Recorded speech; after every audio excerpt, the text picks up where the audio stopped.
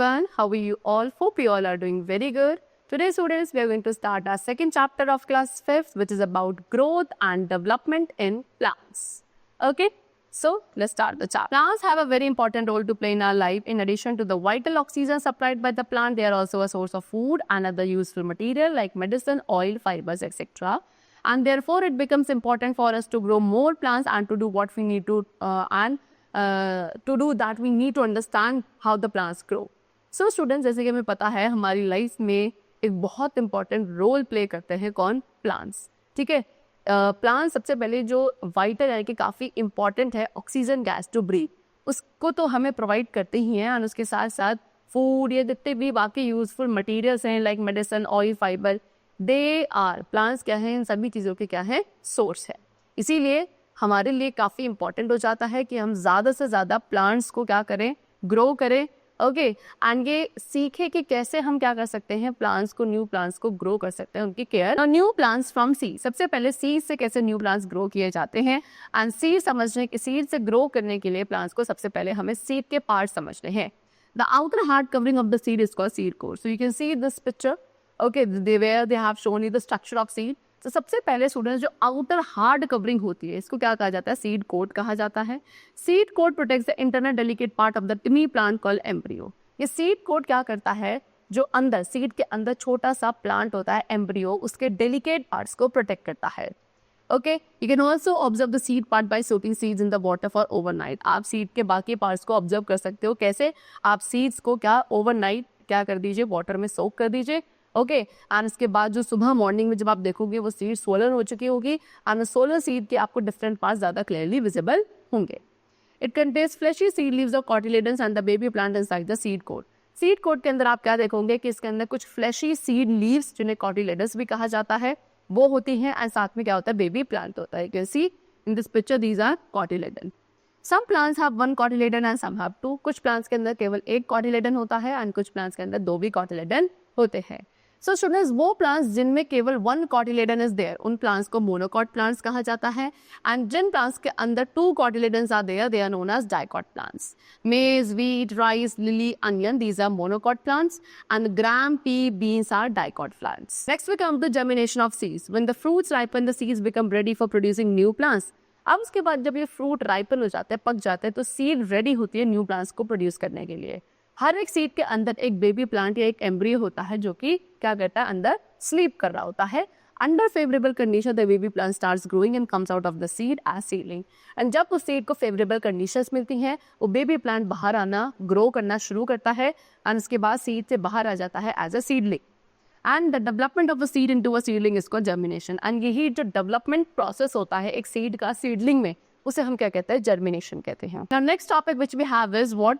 Dispersal of seed.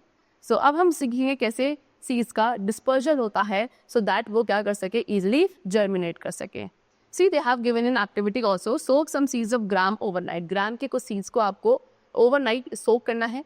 उसके बाद remove the seed coat from the seed. Next morning आप उस सीड में से सीड कोड को रिमूव करेंगे. Take a toothpick and break the 16 gram seed from middle. उसके बाद एक टूथपिक लेके आपको उस 16 ग्राम सीड को क्या करना है? ब्रेक करना है बीच में से. The seed opens into two half. वो सीड क्या हो जाएगी? दो हाफ्स में ओपन हो जाएगी. जो फ्लैशी येलो पार्ट है उसको आप कॉटिलेडन कहेंगे. And the cotyledon also contain a cream coloured baby plant called embryo. And इस कॉटिलेडन्स के अंदर क्या होगा? एक क्रीम कलर का बेबी प्लांट भी होगा जिसको आप एम्ब्रियो कहते हैं. The baby plant grows with the tiny root and shoot. And फिर उसी बेबी प्लांट से क्या एक छोटी सी रूट एंड शूट आप ग्रो करके न्यू प्लांट अराइज हो सकता है. Now first of all, we are going to discuss about seed dispersal. So the process of scattering of seed or fruits away from the mother plant is called dispersal.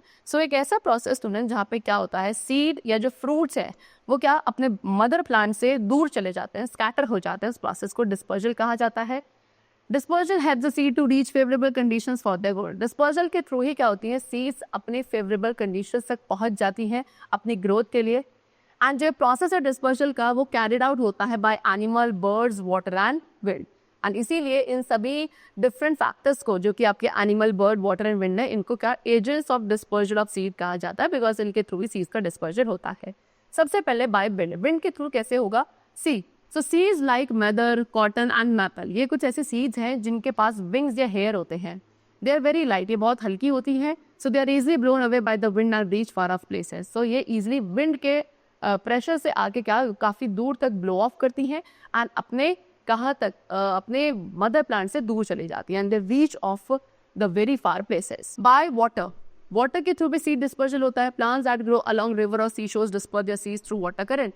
वो plants जो कि river के along यानी कि किसी भी नदी के किनारे सी शोर के अलोंग ग्रो करते हैं, उनकी सीड्स यूजुअली वाटर करंट्स के थ्रू डिस्पर्स होती है। फॉर एग्जाम्पल कोकोनट, कोकोनट के पास एक फाइब्रस वॉल होती है जो उसको हेल्प करती है to float on the. Next is by human beings, animals and birds, इनके थ्रू भी सीड डिस्पर्जल होता है as human beings and animals eat fruits. जैसे कि हमें पता है human beings and animals fruits खाते हैं एंड उनकी सीड्स को डिफरेंट प्लेसेस में क्या कर देते हैं, थ्रो कर देते हैं।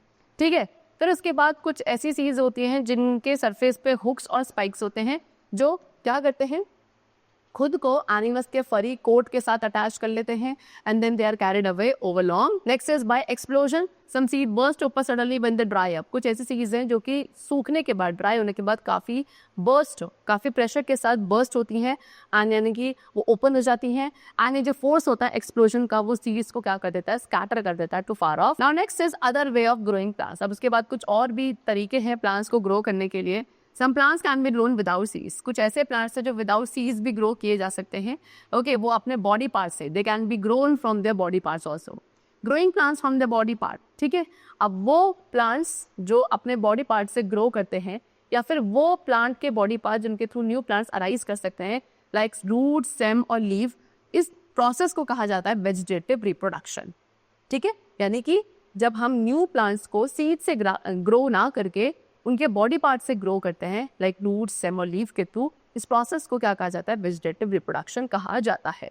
सबसे पहले सीखेंगे कि रूट्स के थ्रू कैसे होता है।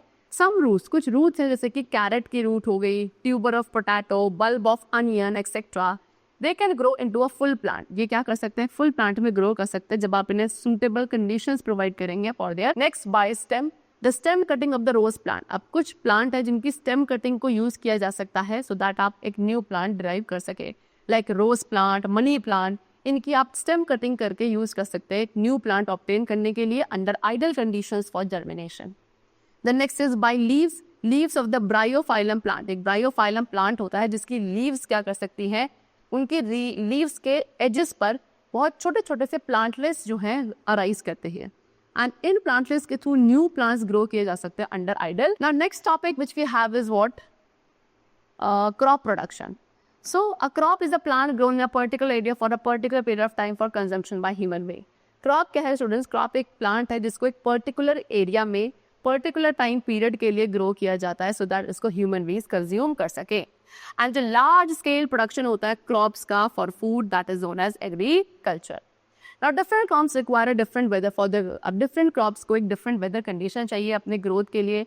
कुछ crops होते हैं like राइस एंड मेज। ओके, ये ऐसे क्रॉप्स है जिनको काफ़ी हैवी रेनफॉल रिक्वायर्ड होता है अपनी ग्रोथ के लिए एंड इन क्रॉप्स को कब ग्रो किया जाता है, जून टू अक्टूबर मंथ में। इन्हें हम खारिफ क्रॉप्स कहते हैं। But crops like wheat, beans and legumes require the light winter rains for their growth and wheat, beans and legumes जैसे क्रॉप्स है जिनको काफ़ी हल्की हल्की जो विंटर सीजन की बारिश होती है वो रिक्वायर्ड होती है अपनी ग्रोथ के लिए। इनको प्लांट किया जाता है नवंबर मंथ में एंड हार्वेस्ट किया जाता है अप्रैल मंथ में एंड इसीलिए इन क्रॉप्स को राबी क्रॉप्स बोला जाता है। Okay, so the chapter is completed over here.